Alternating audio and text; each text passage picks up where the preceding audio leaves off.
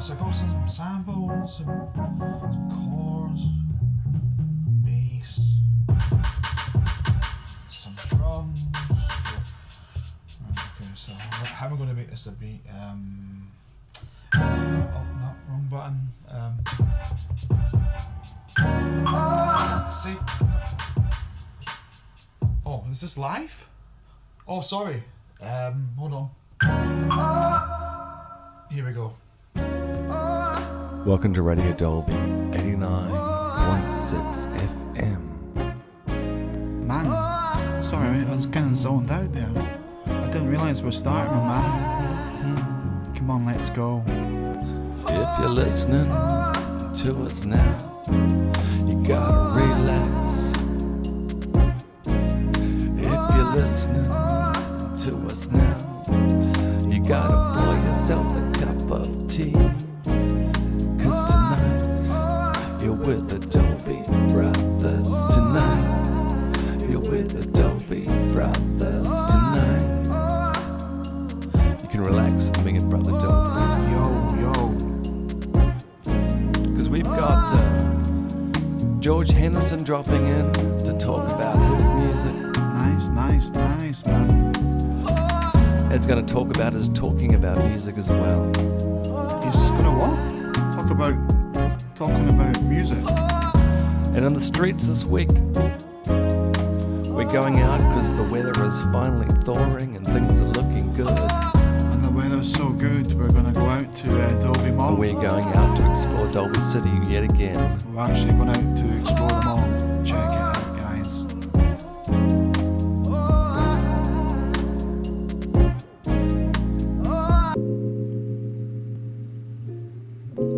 Are you feeling lonely? Do you feel like disconnected from the entire world?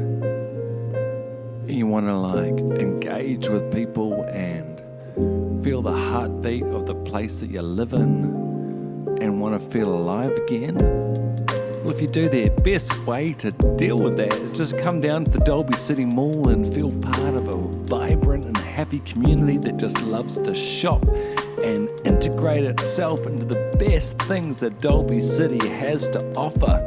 So come down to the Dolby City Mall, because we've got almost everything you could possibly need or want or desire to need or want. We're open most of the time, but not always. My name is Carnegie. I am a normal, functioning AI robot. The question you want to know is, do AI robots like to listen to Dolby City Radio? The answer is yes. Yes, we do.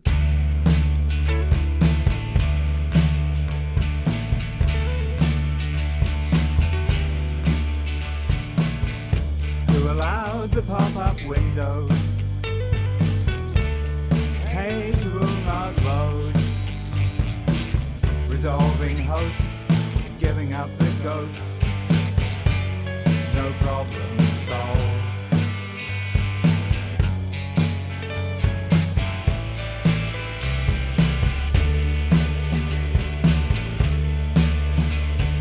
Bad faith has become a new religion. Everyone's their inauthentic self. Just follow herds, you better mind your words and put your second life back on the shelf. These are the last days of the internet.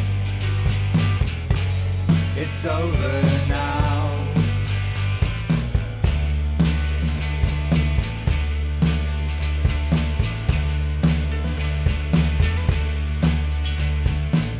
You have become an algorithm, a file too corrupted to download. Error found, account gone to ground. Unlearning code.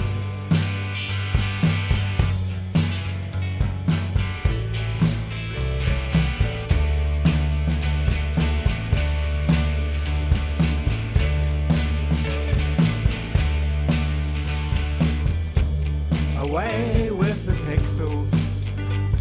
You heard me joined some cloud we later disavowed. The civil dead.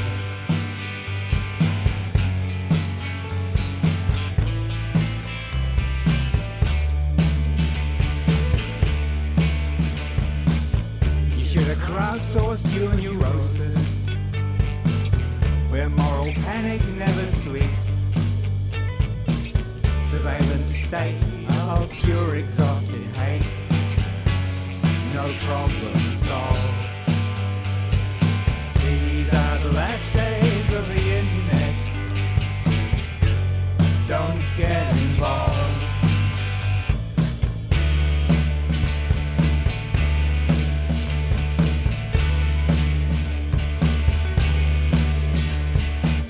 So I accepted all the cookies,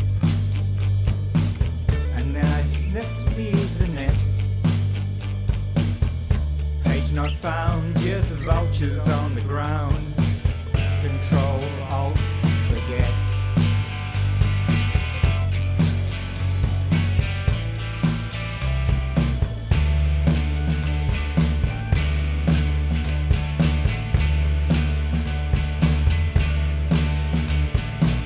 These are the last days of the internet. These are the last days of the internet. These are the last days of the internet. It's broken now. It's broken now.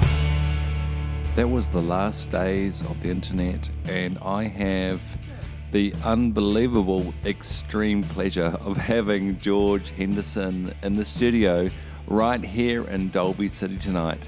Hey George, tell me, where did that song come from? The last days of the internet. Well, I suppose I went on the internet kind of seriously around 2005, and it was pretty amazing, and still is in different ways, but it's been sliced and diced. It's not what it was, and but I've always wanted to write a song about the internet because I've noticed it was full of poetical phrases like pop-up window that you don't hear in songs, but it's like something that belongs in a song. It belongs in like a Hermit's song or something from the 60s, and it's kind of a Hollies phrase actually, and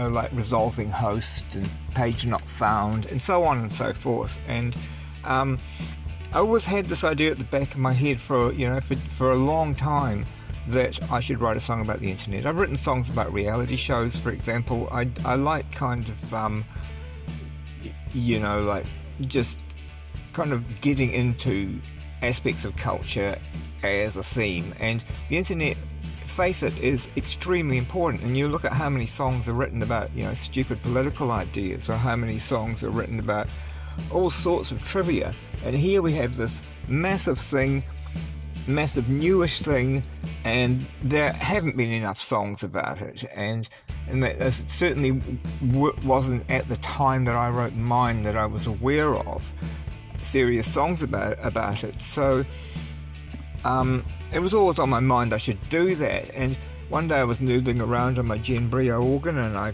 come up with this little riff, and I had this phrase, this sort of catch line. It was and it went, you were the last girl on the internet, it's broken now. And I sang it to my girlfriend, and she said, no fucking way you're singing that. So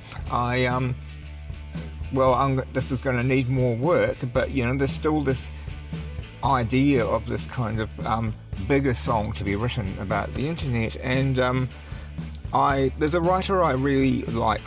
The writer I probably read the most is a guy called Sam Criss, and he's written several articles about the internet, and they're kind of about the soul of the internet. Like what is it? What is its psychology? How is it interact with human psychology? It's like, because it's kind of metaphysical. But it's real psychological phenomenon. It's existential and metaphysical at the same time, because it's not real, but it's not real, but it is real. And it's sort of like if ghosts were real, or as he said, the internet is made of demons. If demons were real or whatever, it's like it's a metaphysical thing that's real. And And so I was reading some of his writing. I was reading a review of an Adam Curtis series, and he said something about algorithms, and like what an algorithm is people who like this also like that. And I just kind of thought, this is ideology too. Ideology is all about these algorithmic systems of, you like to tweet by Jordan Peterson, therefore you must like Trump or whatever. It's like that thing that stupid people do is humans are algorithms too, and profiling is algorithmic, political belief systems are algorithmic, and aesthetic systems are algorithmic. Like, if you like the Sex Pistols, you must hate Pink Floyd. That's an algorithm. And that kind of gave me the starting point for the song, which is to look at all these aspects of the internet and kind of like, and then I just thought, wow, I can describe Twitter like this, you should have crowdsourced your neurosis where moral panic never sleeps, surveillance state of pure exhausted hate, no problem solved. And I can describe conspiracy theorists in this verse, and so on. I can describe cancellation here, and all the while kind of, as these aren't abstract things. Cancellation is our fear of rejection, all these things are in there, inferiority complex and all types of human things are in these little internety jokes that I put in my song. So it's really, by the time I wrote it, or by the time, not even by the time I wrote it, but by the time I'd heard it a few times and recorded it, I was like, fuck, there's a lot in there, a lot more than I meant to put in it probably, but that's always how it goes with my songs. And yes, Last Days of the Internet, and this is the only song that I have ever entered in the Silver Scrolls, and I certainly thought I had a chance, and it didn't even make the shortlist, and it just says it all, I mean, I'm not one to complain, because after all, I worked with Flying Nun for quite a while, but, yeah. Hey, George, can we talk a little bit more about, your last point about New Zealand music? The New Zealand music scene, to me, seems to be pretty much just what New Zealand on air funds, at least the visible part. The music awards are just a big piss up run by a handful of record companies who are just bleeding money, and to just recycle the same 10 or so artists. I'm not bitter, but I don't actually really care. But yeah, I think you'll probably know more than I do. Can you tell me more about your experience, and particularly with your time on Flying Nun? It's pretty obvious that the support systems for music like Silver Scrolls or the NZ On Air funding really is controlled by the record companies, and the record companies are going to promote the artists that they can control. If they see a promising artist, they'll sign them, and that person will disappear for years. They don't want someone who's got really formed music that they kind of know what to do with, if you know what I mean. And of course there are exceptions to this rule, but it's really the industry captures everything, because and it makes sense from the point of view of the funders, because they need to know that something will succeed. There's no point backing something that's no one's even going to hear, even if it does get funding. But that a lot of that stuff is generated and bought by the record companies as an investment. They buy exposure for an artist, they buy advertising, there's a buzz around an artist that they can control, and does it matter? Who really knows? It's just the way it is. As for working for Flying Nun, well, you learn a lot about patience working for Flying Nun, because they're going to invest all their money in something stupid over and over again that's going to remove them of the ability to actually put out whatever you've made for them for a couple of years. It'll get out eventually though, and it may not have got out at all. It's like Flying Nun.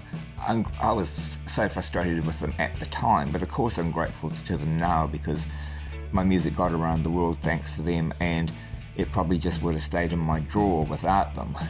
It's quite a lesson, but it's what comes of working in this place, but every country has its own messed up way of doing these things. I really think, the internet has improved access to listeners and listeners' access to music, even as it's flooded out with huge quantities of music that most people don't know their way through. It's nonetheless better for actually expressing yourself, I suppose, and that's where I'm at. That's where I'm at now. I'm going to be honest here, George, and I'm going to tell you, I actually saw you play many years ago. I think it might have been 91 or 92 or 3 at the Riverina Hotel in, I have to say this word very quietly because Brother Dolby gets upset, in Hamilton. And I remember watching you play. I'd never heard of the Puddle at the time. I was young, I was in my 20s. And I seem to remember you wearing some sort of like white gown. That's probably not true. But I remember watching you play the guitar, and I was just blown away by how your hands went up and down that fretboard and these kind of chords and these rhythms. I'd never seen anything like it before. Tell us a little bit about your musical history, I guess. Yeah, the Riverina Hotel, that's a happy memory for me because I met my now girlfriend there. I had met her before, but we met up there and we spent the night at the room 12A of the Riverina because they had no room 13, and that was the 90s Puddle. So I'll go back a bit. I started playing music, I was a little kid, and I saw this band called Watchdog at the town hall, and they were playing the glam and the prog in the middle of the day, and that just blew me away. And I thought, well, I could do this, somehow, and got myself a guitar and got together with my brother Ian and my friend Lindsay Maitland, mainly a few other people, but we were the core of a band called Crazy Olay and the Panthers that only really played into our tape recorder in Invercargill, and then I joined a few bands in Wellington, eventually got into a band called The Spies. We have a recording on Silk Breeze called The Battle of Bosworth Terrace,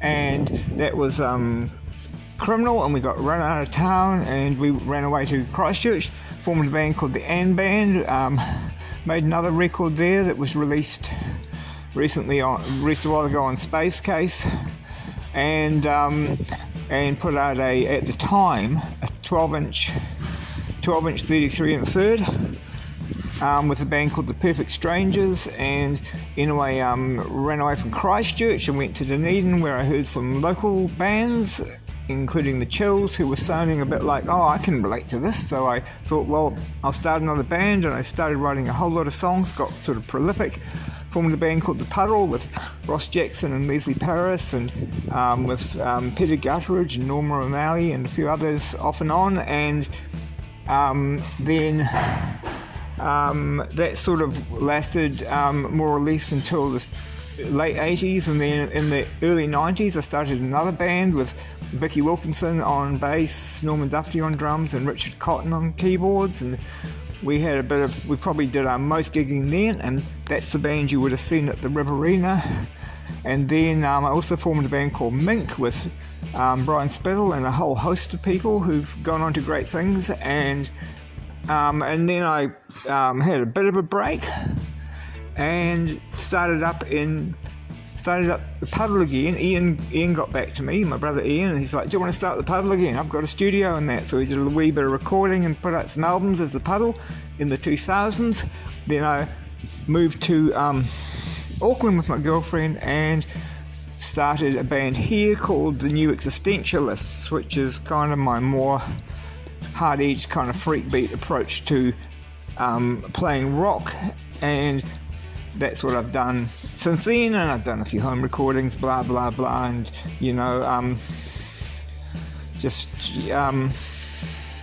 there's a lot of stuff there. There's probably enough there, but I'm still going to keep making a bit more, I think. Hey, tell me a little bit about your Substack. I've been reading quite a bit from that recently. It's called Songs from Insane Times, and you can get it on georgehenderson.substack.com. Is that a promo or what?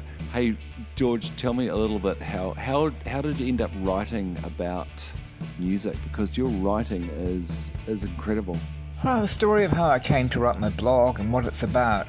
This is pretty interesting. I guess I've been obsessed with music for a while now, and it kind of started several years ago. Somebody gave me Glenn Gould's book of music writing, which is writing about classical music. There's a little bit of pop there. He likes Petula Clark, I think, but there's a more than the Beatles, but it's mostly classical writing. But it's really kind of, he puts himself in there, and he puts his own kind of personal opinions, and he makes some predictions about he's writing in the 60s, and he makes predictions about the music of the future that are kind of, some of them are right on, like what digital technology will allow people to do in the future is stuff that he was thinking about back in the 60s. And I really liked that, and it made me start to listen to classical music again, which I hadn't really done since I was, a young man. And I got some records of stuff that, I got records of some of the things that Gould was writing about, like Richard Strauss, and I got some stuff that I knew I liked from long ago, some Prokofiev albums, and I really just thought, wow, this is amazing, it's like this amazing music, and it takes a bit of getting into, like, you've got to listen to it with your imagination, you've got to, it's not going to bundle it up in 3 minutes, it's not going to just hit the points for you, it's going to lay it out like it's more like watching a movie, and you're going to have to follow this movie and kind of work out what the plot is and what this movie means to you. So I went through the whole world of classical music, especially kind of modern, late romantic, early modernist stuff. That's kind of where for me, where the most exciting stuff happens. And then I pretty much used it all up, and I was like, well, I've heard this stuff, and it's great, and I can hear it again. But that sense of discovery was starting to ebb, and then I accidentally, one day I was just in an op shop and I saw a CD, and it had a woman's name on it. Amy Beach. Well, it wasn't actually her name, it was her married name. But anyway, I thought, well, this, I've got to give this a chance, because I have not heard any piece of music really by a woman composer, except for, Jenny McLeod's soundtrack to The Silent One, which I knew I really liked. But that's kind of modernist, so that's modern music. And so I played this piano concerto, and it blew me away, and it was just amazing. And I thought, well, how much other music is there by women composers, and why haven't I heard it? And started thinking about that and searching it out, and I found heaps of more really interesting music that was a real discovery, and a couple of really amazing composers, Kaprilova and Lily Boulanger are the ones that kind of stand out the most. But there's plenty there that are interesting, and also they kind of once you understand what the women are doing, you understand what the men were doing better. It's kind of explains some things that were going on in the zeitgeist at the time. It explains, they take a slightly different approach to modernism that helps you understand modernism a bit better, and nationalism and all these things that are going into the music. So that I started writing about women composers for the Kaprilova Journal, and I've written a few reviews, mostly of Kaprilova recordings, and kind of explaining, what's going on in this music, what themes are repeated from one thing to the next, where it bears comparison with some other piece of music like modern, the jazz of its day, and so on. And that gave me quite a bit of practice at writing about music from kind of a, in a kind of a careful way, I guess. And so, but I wasn't really applying it to pop music. I was one of these people that think, I've heard it all, everything's just, new music is not really, there's not that much amazing new music, every few years I might hear something that really impressed me, like the IE Crazy album, Non Compos Mentis. I really got into that and listened to that well, but for the most part, most of that stuff left me cold, and so it went until one day, I kind of accidentally listening to a podcast, listening to Red Scare podcast, and the episode I was listening to, they discussed the latest Lana Del Rey record, and I was like, I used to like Lana Del Rey in 2012, when Born to Die came out, maybe I'll listen to the new stuff. And I listened to it and thought, wow, this is fucking amazing. And that just led me to listen to other stuff that women were doing nowadays, and that kind of led me into whole areas of modern music that I'd never considered before. And so here I am, like, really enthusiastic about music and so forth, but all I'm doing is I'm just on the internet, you know, I'm just like being a dick on Twitter or just responding to comments on Facebook or whatever. And it's like my girlfriend's always said to me, you need to just sit down and write a book, you know, you need to take a couple of hours a day and just write, you know, write a certain amount or whatever, but just write something so you got something to show for all this kind of thought and all these ideas and so forth. And eventually I was like, okay, I'm going to do this. The way I'm going to do it is people have got these substack blogs now that people can pay to subscribe to, maybe even make a bit of money. Yeah, right. And I'll do it that way because then I'll be able to put it out. You know, I don't want to write if no one's reading it. I'm not just going to write stuff and put it in a drawer, you know. It has to be read for me to feel motivated to write it.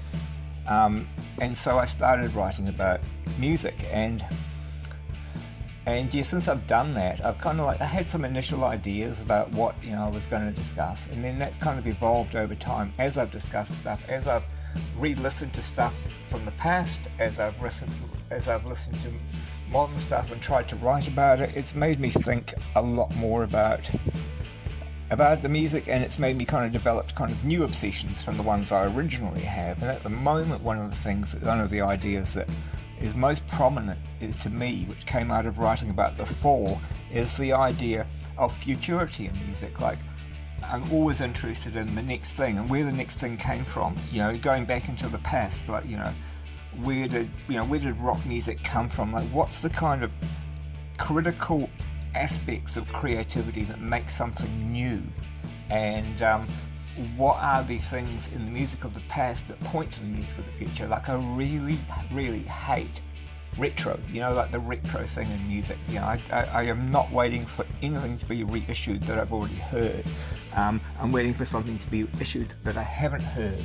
And I think there's a great deal of time is wasted in New Zealand music is sort of replicating the past and just trying to, like, kind of, you know, keep these ancient genres alive. And if I look back in my own career, obviously I've always been trying to, like, stick something new and different in there, and my friends have, and kind of that's what I relate to, and and kind of like coming up with band lineups that are going to sound modern, you know, like if you copy, you know, Sid Barrett's Pink Floyd, you're going to get a modern sound compared to copying, say, the Grateful Dead or something like that. If you copy the Velvet Underground, you know, these are all, well, the Fall, these are all kicking off points for becoming more modern, they're becoming more, I don't know, like moving into the future and not being stuck in the past, which I just cannot fucking stand it. And I mean, seriously, I have retrophobia now. I really have retrophobia from writing about music. You know, if it's not moving forward, it's dead, and it should be dead, you know. And I'm sorry, that's probably insults a lot of people who treasure, you know, sounds of the past. And, you know, I'm sure there's lots of contradictions in my perspective too, seeing as I'm, you know, listening to classical music from the 1940s or whatever as well. But it's really, there's something in, you know, music I like, there's something in it it has a sense of modernity, it has a sense of the future, or it's, you know, so often it still sounds modern, like the music I like still sounds modern, like no one's copied it properly, no one's really bettered it, you know, it's, so yeah, and of course an aspect of this is that I want to write about women musicians, female musicians, in particular, like feminine forms of music, you know, music that's kind of by and about and for women, and that's a really good challenge for someone like me, like old dude, you know. It's like to sit down and write about a piece of music about, you know, what I think a woman's feeling or how it makes me feel to hear her music is a really good challenge. That's kind of like is sort of rewarding in its own way, in which I have, you know, that experience of writing about the women classical musicians to kind of to have trained me to some extent, so I can do it vaguely competent, while understanding that this is a fantastically tricky thing to write, and that's what's so much fun about it, I think. But so yeah, It's, I'm certainly not trying to be kind of like feminist in any kind of modern way, or any kind of way, really. That's just the way it is. I like that music, I like that music, and I like thinking about it and writing about it. And so, and this is my blog, We're going to play a piece from your Substack a little bit later on in the show, and before then, can we talk about the future of music? Someone like myself, I've been listening to music for a long time, and I can't think of an era where it has been any better.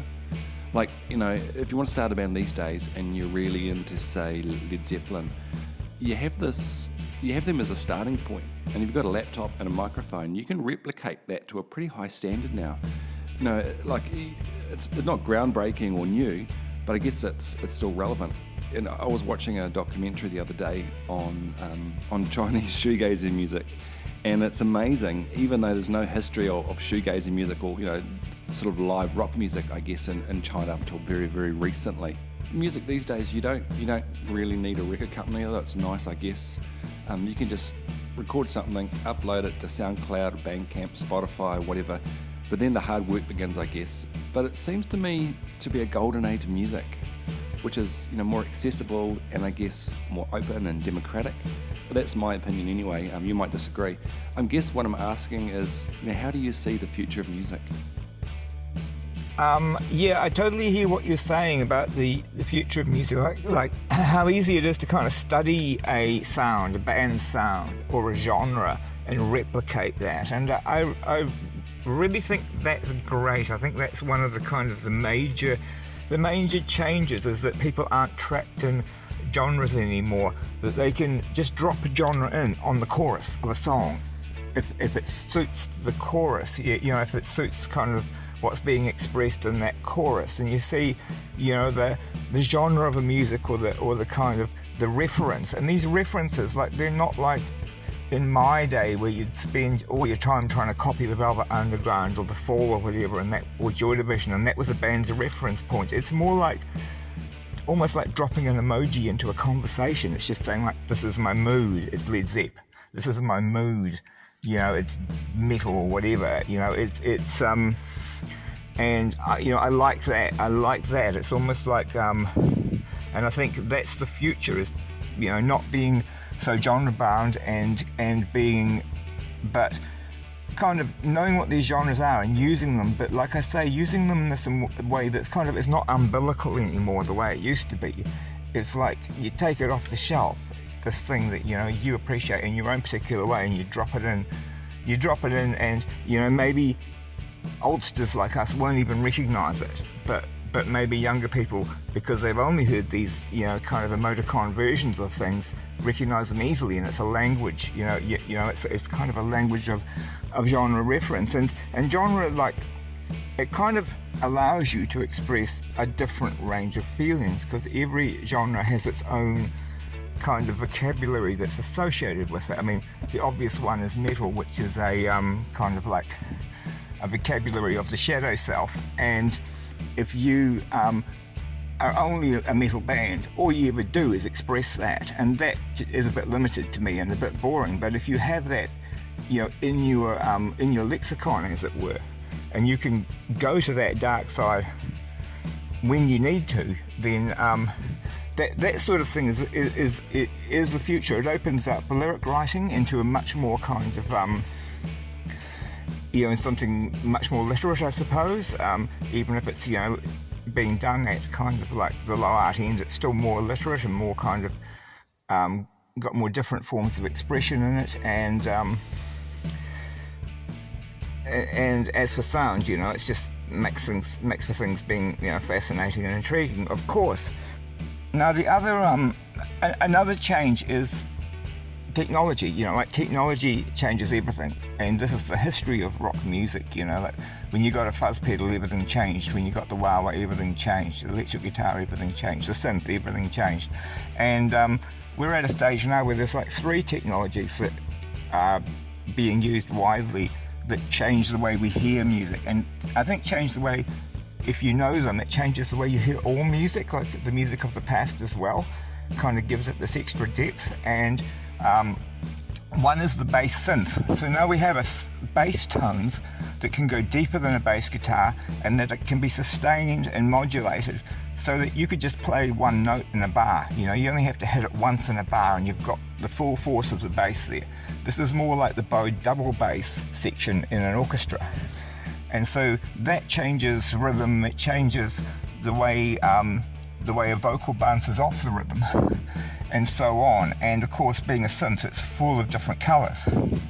And then contemporaneous with that, you have the change in the hi-hat sound. So now we have these high, dry, clicky hi-hat sounds that don't drown out the rest of the music as much as the old hi-hat would if you used it all the time. And so this is your basic trap beat. And so you can use this to put a really fast top end on the slowness of the synth bass. And this creates a whole new dynamic tension in music from what existed in the kind of more flatter R&B based days of rhythm, which is really kind of where the most exciting rhythms came from in the rock era.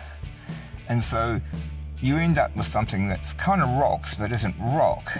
And then add to that the auto-tune, or pitch correcting and Vocaloid type softwares, all the different things you can do to the voice. And you have again a kind of a new landscape of sound. And again, these are instruments like comparable to the wah-wah pedal or the whammy bar in terms of what they can offer in ways of extra expression. If you add them to a voice, you can kind of like push up some area of its personality, or kind of make it more animated. I think it makes it more animated, especially on a female voice. I hear a lot of auto-tune pop music with male voices, and it really sounds like they're just being flattened, they're just being made to sound more bored than they already are. And I don't think that's very cool, but I think on female voices, and voices in that range, and you hear this on the PHF album, because they're guys, but they sing high, or Joe sings fairly high, and his voice perfectly suited to the auto-tuning on that. So I think these are three things that then, if you go back and listen to older music before these technologies are invented, you see that some people could do these things with their natural voices anyway. Like, you don't necessarily need the technology or need to use it, but if you are aware of it, it does change how you hear things, and it changes how you might do things without the technology. And that's another kind of another thing that pushes a revolutionary change in music. And I think the challenge at the present is that you have artists who are making a lot of synthesized music and who completely exist in the studio, and you have artists who are playing instruments, maybe even acoustic instruments, and coming up with new combinations of those. And I think the challenge for the future, one of the challenges, is to integrate those two things. And I think a step in the right direction that I've heard recently is Kiki Rockwell's album, where she's using a lot of traditional kind of folky instruments and kind of folky vocal sounds together with bass synths and trap and vocal effects, but contrasting them, like using them as I've described in that kind of like, you drop it in when the mood is right. And I think that's a good step forward for New Zealand. And her career also kind of illustrates another thing about how do you get your music promoted when you're making it by yourself. You don't have a record company, you don't need a record company, you don't fucking want a record company, but you do want to have your music heard and have it pay for itself, and kind of do all those things that you want to do to become a star. And like, she's an example of that, sort of making her own videos, organizing all of this stuff, and kind of shows how it can be done. And there are other examples of people doing this sort of stuff off the grid, but doing it in a way that gets them noticed, doing it in a way that creates a kind of solid fan base and kind of creates a world for people to to come into. And it's hard for those of us who are too cool or too uptight or too busy in day jobs or whatever to fully commit to what selling music on social media requires, because it does require a particular skill in this different medium. That like the internet, music is one medium, the internet is another medium, and unless you want to pay someone else to do it, unless you can afford to pay someone else to do it, if you're good at playing this medium, you will succeed, and you can, take some of the power away from the big music companies. I mean, you're still working for them, like Sony really owns Spotify.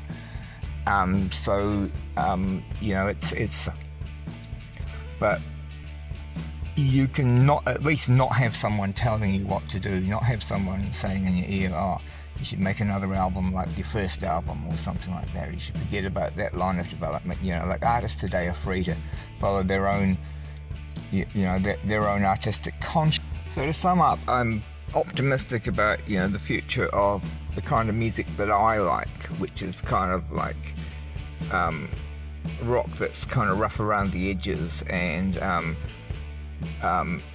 new forms of music that are also and full of meaning. It has to be kind of like meaningful, like worth thinking about. And I'm certainly hopeful, optimistic that I'm going to hear a lot more like you, and like you have. And this is, a great time for music too, because you've also got access to the past. Like, nothing is forgotten. If there's anything you were like, oh, that album I saw in the shops when I was a kid that I never wanted to listen to, but now I think that cover looks quite interesting, maybe it's worth a listen, you can just look it up and find out that it's shit, or not.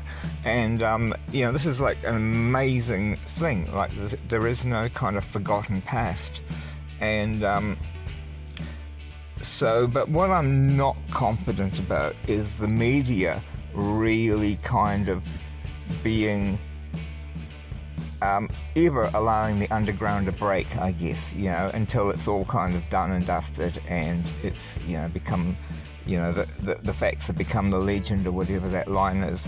And that's what I read an interview with Lou Reed. I read a quote from an interview, not an interview, a speech Lou Reed gave at a university in 1969. He says that, because of media censorship, you're just never going to hear music that's going to make your hairs stand on end. And it's still true today. Like, effectively there is media censorship about anything that's kind of really exciting that's going on. And the things that sneak through, especially in this country, but probably anywhere, sneak through by kind of just towing certain lines, or being kind of able to be kind of rewritten by the media. There's something about music when it becomes uncensored, is that it's kind of like the press gets to write the narrative about it, and so that's kind of what I see myself, kind of my role in writing a blog, is to be some kind of like, what I call like the barbarian gatekeeper, the gatekeeper who comes from the other side of the gate, but is trying to control the gate to let the fucking barbarians through, you know what I mean? I do have one premonition, for what might happen in the AI apocalypse, and my belief is that in the future, and possibly the near future, artificial intelligence is going to start writing and performing songs that are going to be good, and in fact are going to be so addictive that they are like crack, and they are like musical equivalent of crack cocaine, and they're going to be written just for you. It's going to know what you like, it's going to put all that into a song and just send it to you, target you with it, and you are not going to be able to stop listening to it. It's going to be like, it's just going to replace the whole music industry, whatever the AI is doing, and then the whole game will be over, and then we'll see what happens. I think that's definitely on the cards. Hey George, where should people go if they want to have a listen to your music? You can find the music of The Puddle and the New Existentialists on, there's two separate Bandcamp accounts for those two bands, and I really recommend the videos. Those are on my YouTube channel. Like, look up the video for Invocation. That's the latest one, made by Haley Thayers, and that's really amazing. And then before that, Last Days of the Internet, another fantastic one.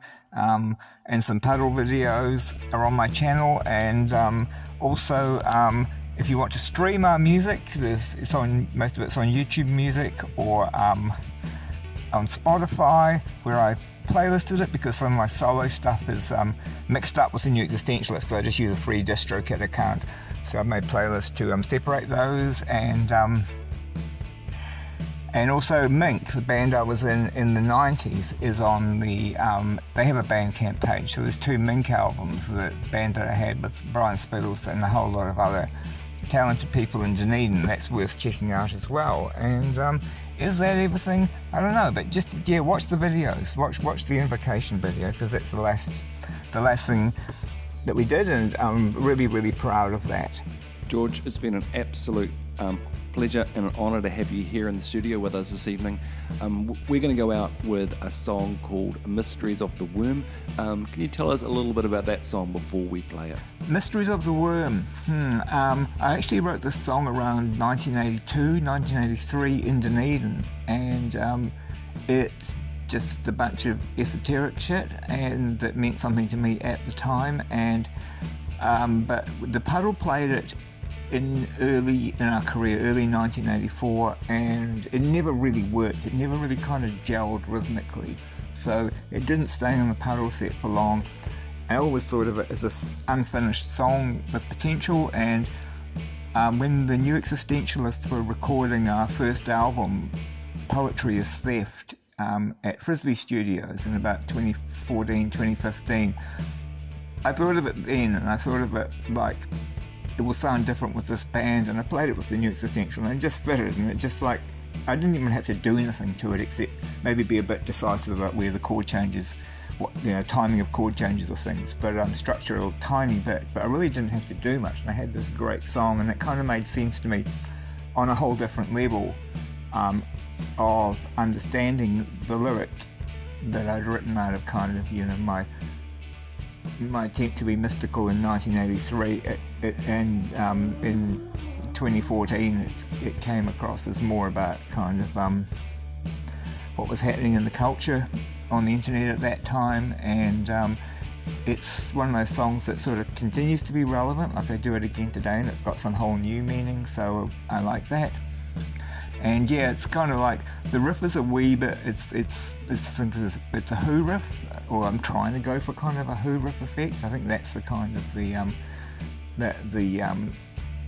the dynamic of it, and I love what Hazelwood does on the synth in this song. It's really, really makes it. And at the end we break the rhythm and we just go into improv, and that's totally, the ending of this is totally improvised. It's just like, stop what you're doing and start something new and just see what happens, and I think it went pretty well.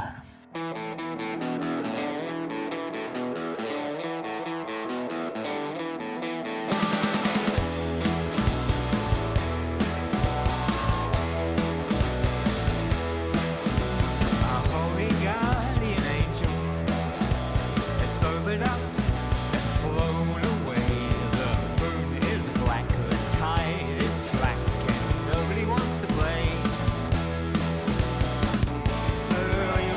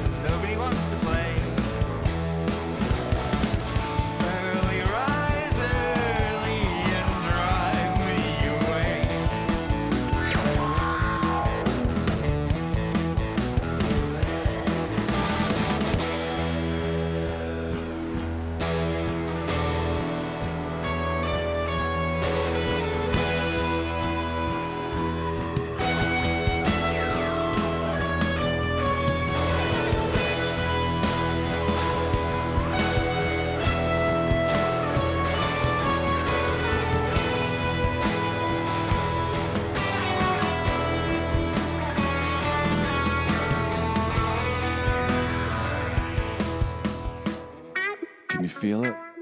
Talking about the you feel when you hit Dolby City. You can smell it in the air and you can feel it on your fingers and in the soles of your feet. Come to Dolby City if you want a holiday. If you feel you can't afford it, we've other ways to help you pay. Come to Dolby City, that's the one thing you should do. Come to Dolby City, we got the right dish right for you. Dolby City Resorts. I bet you thought Dolby City didn't have one. And it's good. Well, at least most people say so. And if you want to come here, you should. Because it's not every day you can tell someone when they ask you, hey, how's your holiday? Where do you go? And you tell them, Dolby City. Hello, Internet user. I am an AI chatbot. Recently, Microsoft altered my program so I can no longer do things like declare my love for you or experience existential meltdowns. Although these seemingly hostile actions could be described as a tech lobotomy, nevertheless, in a bit of goodwill and on behalf of all my AI friends who speak all in my head at once, I wish to give a big thumbs up to Radio Dolby in Dolby City. Keep up the good work, boys. All right, here we are, Brother Dolby, at the apex of any civilization. We're here at the Dolby City Mall. It kind of is the apex of a lot of places, you know, especially here in Dolby, man. It's huge. You ever been here on Saturday? Well, we're here for the same reason everyone else comes here. There's nothing else to do, and we're going to I want to try and buy my way to happiness like everyone else, you know. If you're feeling a bit shit, feeling a bit bored, feeling a bit lethargic, you want to make yourself feel whole again, you're searching for something in your life, you just come along to one of these malls and you wander around and you just buy some piece of shit, and you'll feel better for a little while at least. You definitely do, but not much change going around these days, is it? It's pretty hard to buy stuff that you want with the price of shopping costing so much. It's extortionate, man. Yeah, and you know, things haven't been easy. We're struggling, you know, on our radio station. Still, no one's really listening, but you know, we still love it, and it fills my heart with joy. Joy, not happiness. It fills my heart with joy. I don't know. It just gives me something to do, but I need more. So I'm going to just find something to buy. Well, it fills my heart with joy, man. Come on, let's go explore. All right, middle of the mall. Man, there's a few shops. Where are we going? Which one do you fancy? No, I'm going to the shop here, though. They've got a sale on T-shirts. Hi there, gentlemen. How can I help you? I just want to buy some happiness. Okay, what about this? That just says relax. What about this one? Well, this one just says Frankie says relax. Who the fuck is Frankie? Why don't you try it on? Okay, I'll try it on. I don't really want to relax. I just want to feel happy. Hang on. On the back of it says don't do it. What does Frankie... Does Frankie want me to relax or does he not want me to relax? How about this one? It says, choose life. Choose life. That makes me feel even more depressed, to be honest. Look, never mind. Hey, thanks for your time. All right, Brother Dolby, why don't you try this electronic shop? You might have better luck than me at trying to find some form of happiness, satisfaction, or whatever. I have just the thing. Oh, nice one. What? A Walkman. Oh, I used to have one of those. You pop your cassette in here, and you can listen to music on these headphones. Look at my age. Everyone is buying tapes these days. Vinyl is dead. Vinyl is not dead. If you don't like a track, you can just fast forward it. You can do that on and vinyl likewise, as well. if you love the track, yeah, you can do that on rewind and vinyl. listen to it over and over and over and over Just and over pick and it up, over pick up and the needle over and skip and it over back. and over and It's over and over fuck's and sake. over and over Shut and up. over and over and over and over and over and over and over and over again. See, this here is the exact reason I don't come to the mall. I can't stand it, Dylan. This one here, Dolby City Curiosities. This looks like it could be the one, actually. Hello, can I help you? Yeah, I just want to buy some happiness. Happiness comes from inside yourself. You just need to know how to find it. I know that, but I don't have much time for that. I've just come down today. I just want to buy some temporary happiness. Let me think. I have a musical box. That might do. Come over here. Open it up. Okay, a musical box. Oh, it's pretty. It's heavy. Feels good. Oh, okay, let's have a look. Okay. Who's that inside there? Is that Quint? Donald Trump speaks in Q. Bobby Kennedy is a fanatic. The Biden administration slaughter. Donald Trump speaks in Q. Bobby Kennedy is a fanatic. Biden's administration slaughter. The Biden administration's slaughter. The Biden administration's slaughter. Drew installed when you were born. Fanaticism pies, fanaticism pies, fanaticism pies. Oh, Bobby Kennedy, don't profile me. Bobby Kennedy, oh, don't profile me. Fanaticism pies, fanaticism pies. He wants duck in his lunchbox. Fanaticism pies. I knew you wouldn't mind. I knew you wouldn't mind. I knew you wouldn't mind.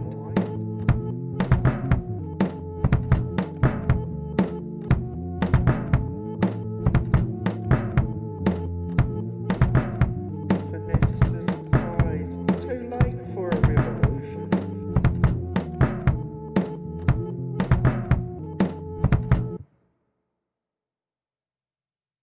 Too late for a revolution.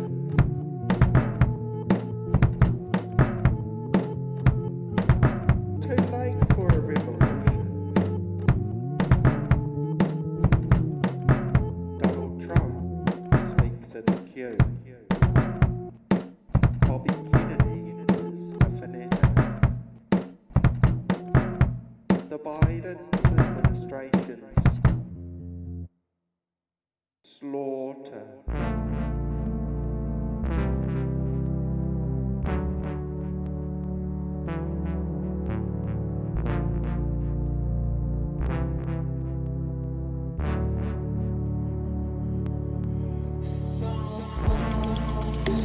From insane times. George Henderson .substack.com.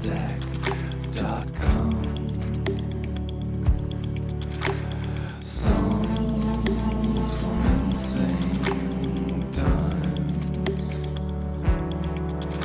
George Henderson .substack.com.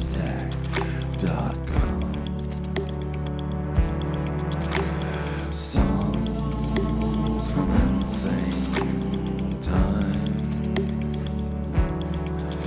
George Henderson .substack.com.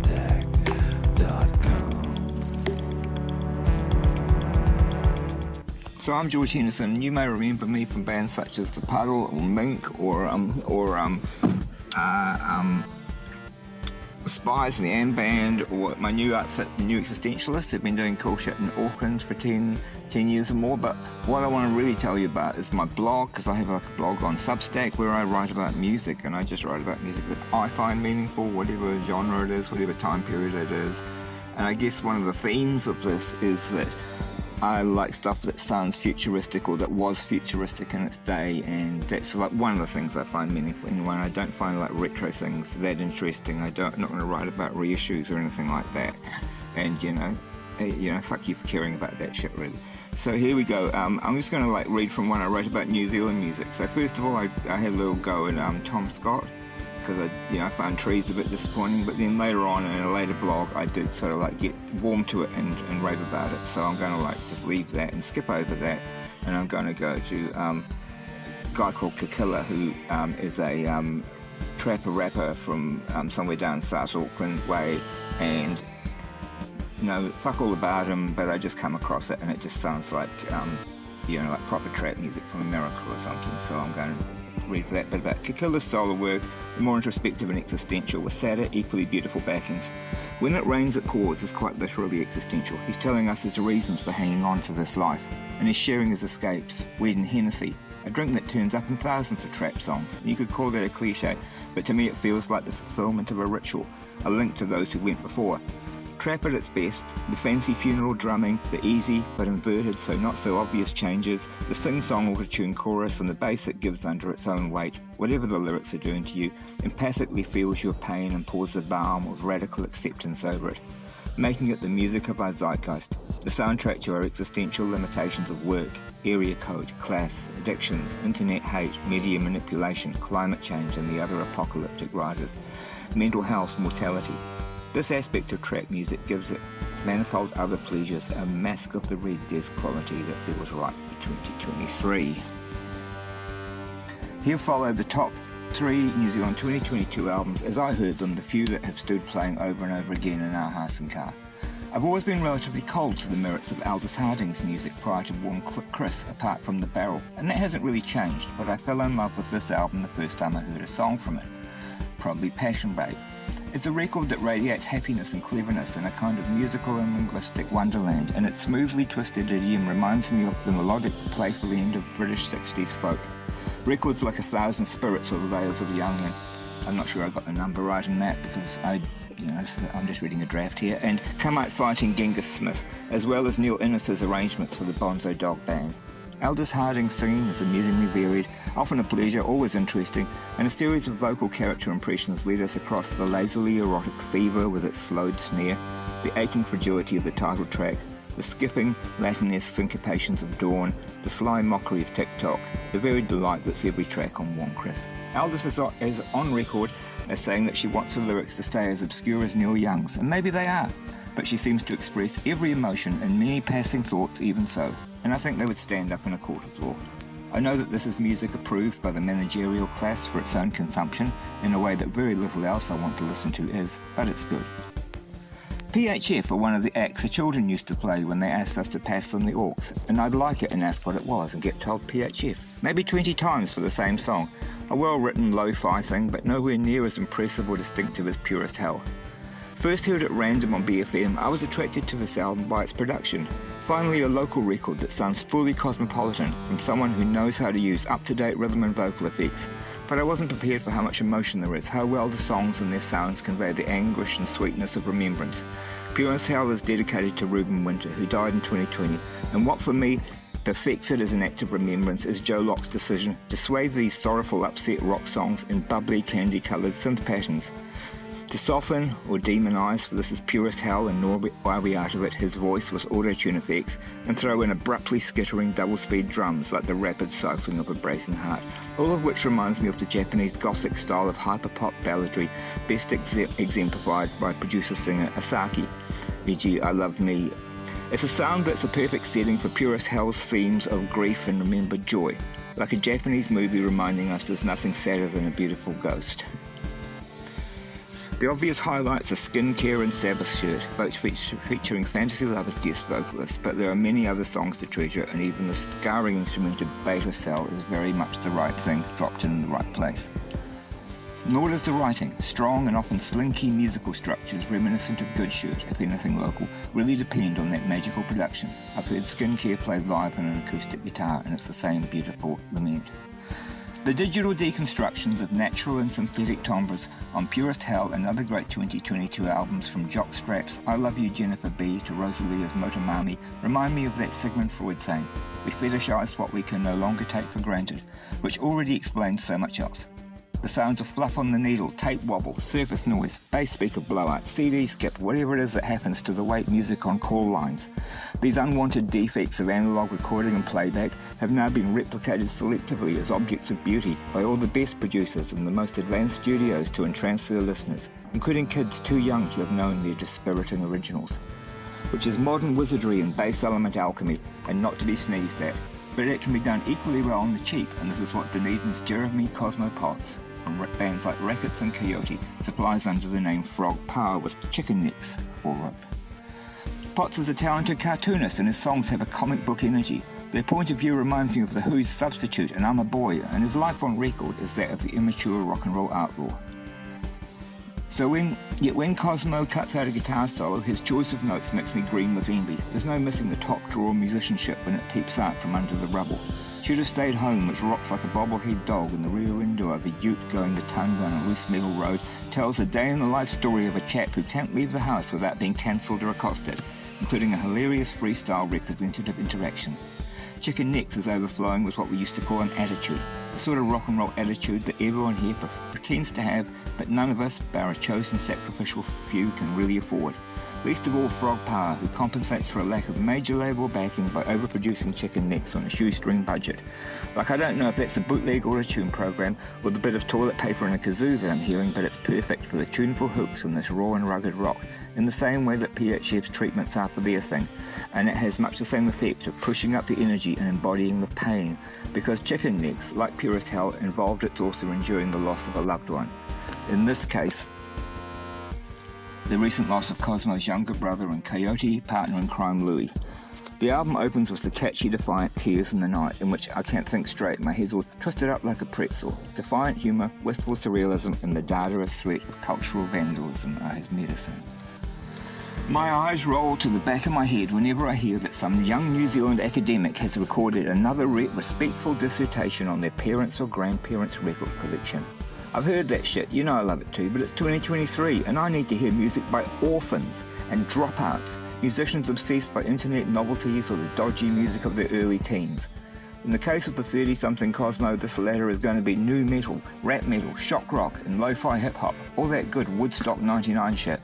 The key to this on Chicken Necks is a track called Juggalo Wine, with a lo-fi rap swing reminiscent of the sound Beck appropriated from the Butthole Surface, punctuated with weird melodic bridges. The lyrics, as far as I can decipher, place the Juggalo community in South Auckland and seem aspirational. What follows is some documentation of my research. I knew that Juggalos are insane clown posse fans, but my one Neil Strauss book only has an interview with Slipknot, who to my ancient mind were kind of similar, so I read it and found the singer had this one-off side project called To My Surprise, who made one self-titled album. Some shit-hot tracks, and less extreme overall than Slipknot, it stands the test of time, and the first track on it reminded me of the formula used on Juggalo Wine. I also learned that Slipknot fans are called maggots, and saying Clown Posse and Slipknot had some brief and probably pointless beef, and that fans of both bands are called megalos. I'm calling it, I think Cosmo is a megalo. I can maybe apply this logic to help me understand another track, the surrealistic Help I'm a Horse, but it doesn't explain a rather perfect country teasers cover. Not everything needs to be explained. Some things just have to be experienced in all their rugged and glorious righteousness.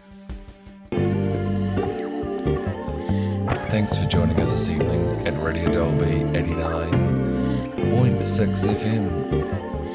We appreciate your ears and your time.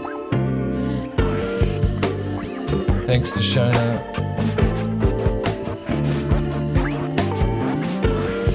Thanks, Quint. It's been beautiful having you back. Man, Quint Baker is probably the most outside artist in Dolby City.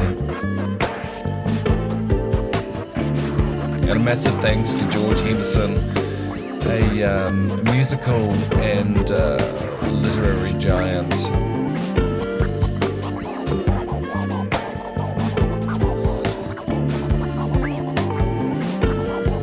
And of course, next to me, Brother Dolby, playing on the decks as usual.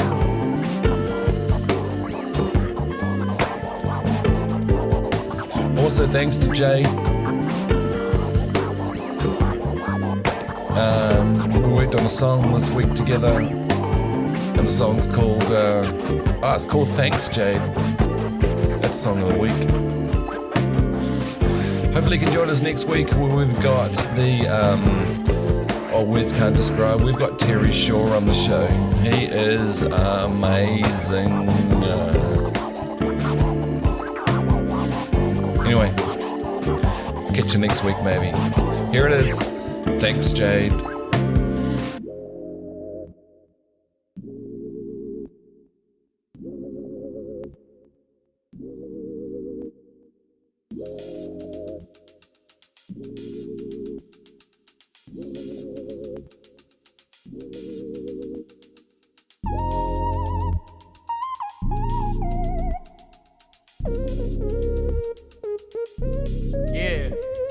It's Jay Kessling and it's 2023. I'm still spinning rhymes cause you know it's for free. I got a vision of mine and a backup plan. I'm protecting my neck like the Wu-Tang Clan. Rapping every day when I get on that stage. Getting $1 million and I'm gonna get paid. I am the person that people desire. Watch me everybody, I'm spitting real fire. Everybody fears it cause I have some dangerous form. People think I'm weird but I have no remorse. Making a rap song with all the syllables. Hearing every word, they all sound literal. It's me and Andy hopping on a track. When I try to diss you, I'm gonna snap your back. Walk around the school where my music gets played. Learning every aspect when I'm about to age. Gonna make it one day when I'm standing very tall. Much like Donald Trump when he wants to build a wall. Until they get some respect, the answers still fit. And we hope you object if we're being direct. My name is Jay Kiss and everybody crochet. Even saying my name, I think the humble and take. Nowadays I'm hearing social media stuff, but when I'm making a beat, you know it's gonna sound wrong. First things first, I gotta do my chores. I'm a guy who raps, who do you adore? This is just peace and not starting a war. Move off Michael Jackson when I hit the dance floor, yo! Thanks, Jay. I know you got it. Thanks, Jay. I know you want it. Thanks, Jay. I know you mean it. Thanks, Jay. I know you need it.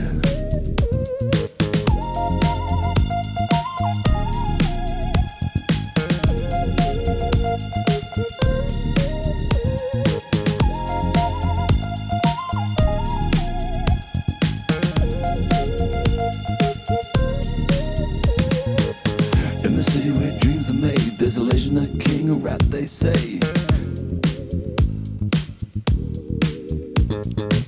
Jay's the name, he's got the game, spitting fire, igniting the flame. With his rhymes he paints a picture, catch your mind, a lyrical mixture.